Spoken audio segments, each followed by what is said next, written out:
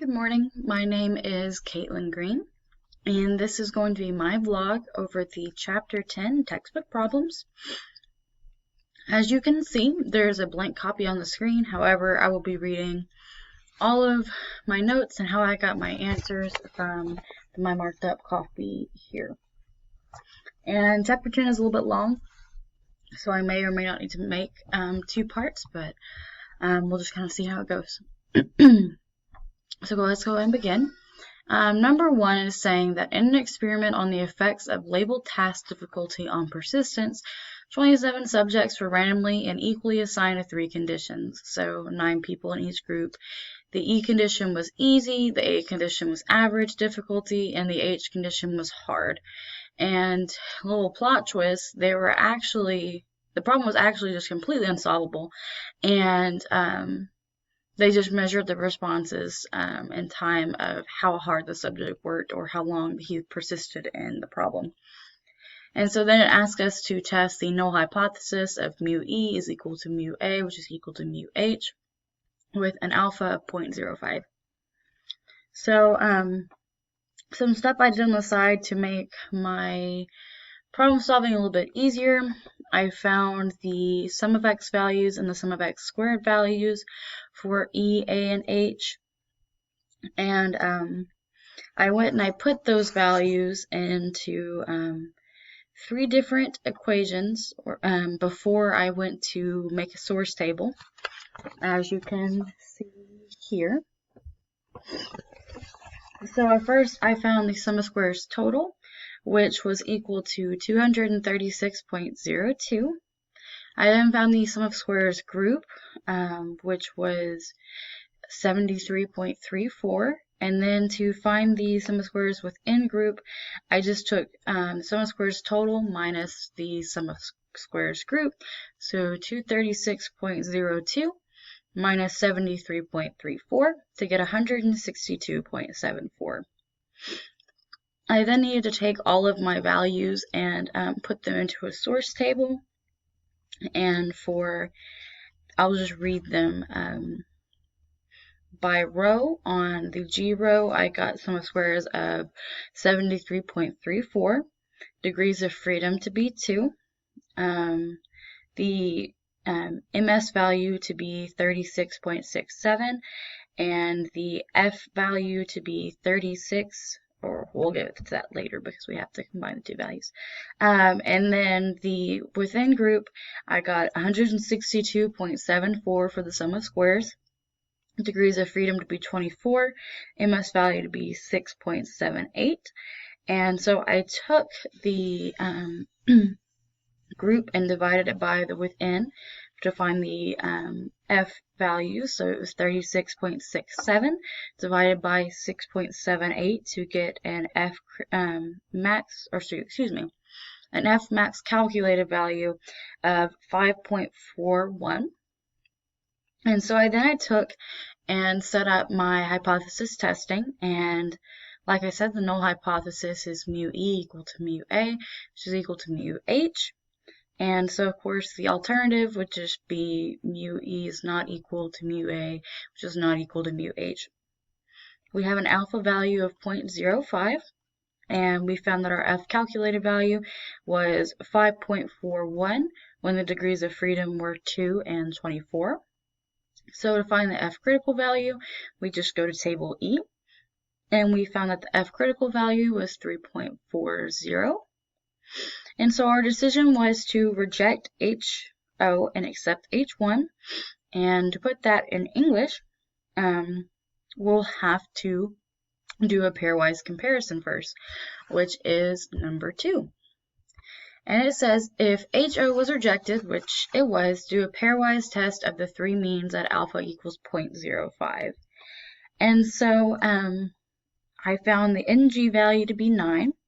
The sum of squares for the 3 groups is 82.2, 101.7, and 118.5. And I found the mean values to be 9.13, 11.3, and 13.16. And I set up the pairwise, very similar to those we do in Chapter 9, as you can see here. And we only got one significant value, or one significant mean, which was comparing the hard mean to the easy mean, which we found that that the critical value is 2.53, and so we just compared that, and we compared it from the hard value of 13.16 to the mean value of the easy group of 9.13, we found that 4.03 was greater than 2.53, which indicated that it was significant. And so that 2.53 was my LSD value, which I found by taking T sub alpha multiplied by the square root of 2 multiplied by the ms with n value divided by ng.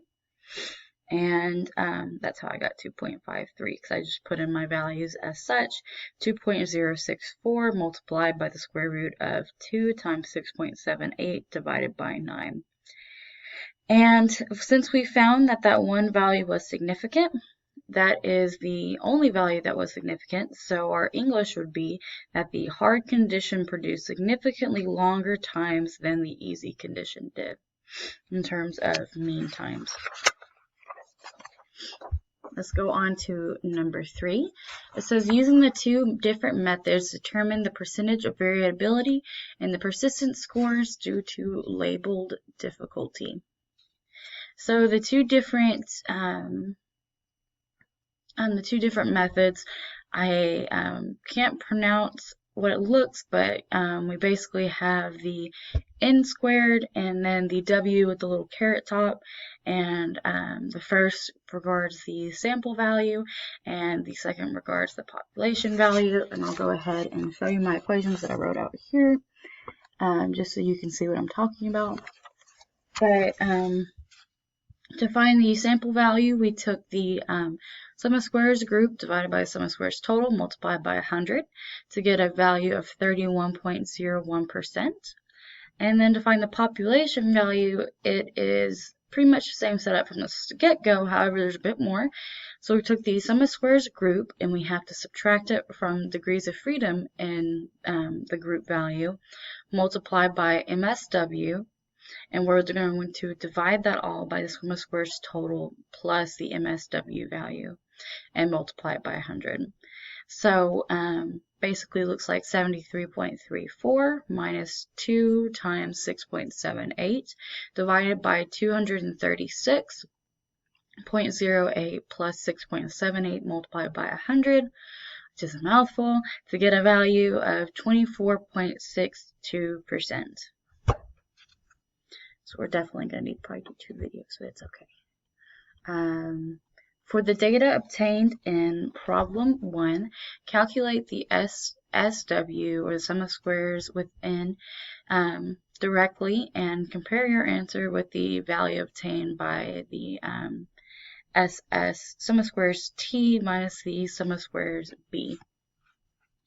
So to find the sum of squares W, we have the equation, which is really long, so I'll just go ahead and show you a picture before a picture. That's silly. I'll show you what it looks like written out before I try to explain all of it. But so it is the sum of x, the sum of square, or sum of the first group squared minus the sum of the first group, then you square it, divided by ng, and then you add that to the sum of x of the second group squared minus the sum of x or the second group squared divided by ng. You can see the pattern here, so I don't have to keep butchering it, but it goes through all 3 groups. And so basically, once all of that is written out, I got 19.76 for the first group plus 43.6 for the second group and 99.38 for the third group to get a sum of squares W of 162.74, which, in case you don't remember, is the, of course you probably do, but it is the same value that we got within the source table total. No, hold on. It is the same value as the sum of squares within that we got on problem 1. And so basically they're just the same value when we compare the two answers. So it says assume normality and this is still for problem 1 and test the null hypothesis that sigma squared E is equal to sigma squared A, which is equal to sigma squared H. And we have an alpha of 0.05. And we have to do a F max, so we take the variance of the largest divided by the smallest variance. So we get 12.42. Divided by 2.47, and how I did that, as you can see, is at the bottom of the screen. Yep. But I took the values that I obtained above in problem 4 and then divided it by 8 to get each value, and our F max calculated is 5.03. whenever we have degrees of freedom of 3 and 8. And when we find the F max critical for the same degrees of freedom, we get a value of 6. And so our decision, since the F max calculated is less than the F max critical value, we will fail to reject HL. So in English, this basically means that there is no significant difference between the variance of the two groups. And I believe that problem number 6 starts a new set of problems, so I'm going to go ahead and pause here, and I will be uploading part 2 for the Chapter 10 textbook problems shortly afterwards. So just to recap, in this video we went over problems 1 through 5, which were all basically just extensions of problem 1. And in the next video we will be going over problems 6 through 9 to finish off the last vlog of the class. So thank you so much for watching, and I'll see you shortly. Bye.